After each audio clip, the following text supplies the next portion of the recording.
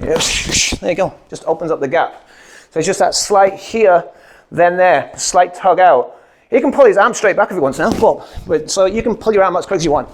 There you go, so he's beating it as quickly as you can. That's why you must be primed as if you just wanted to do this. Bang, or you had his hands up, you went, dush, as if you had that. Other ways to do it as well is on the outside. So if he has his hands up, so from here, let's catch, here and pull, and hit. So you have, let's see, he's keeping his hands up. Yeah, do this, which he starts arcing his hands down a bit more, yeah, and then strip, then hit it.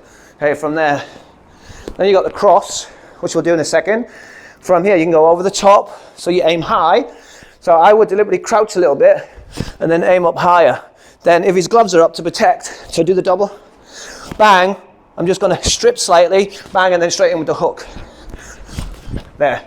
Once again, if you don't have the room, one, pendulum your feet at the same time.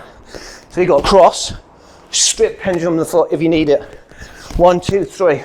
Or you can catch on the outside. So hands up, pass it here, your little hook in the glove, strip it, and then instantly hit. So you got outside, inside, top, outside, or southpaw, strip it. So if you're on this one, you've got that lead, put this hand out, strip this, then hit. So there's something, basically hand trapping. And then last one you could do if the hands are in, you could do from here, use this hand to pull, and then hit.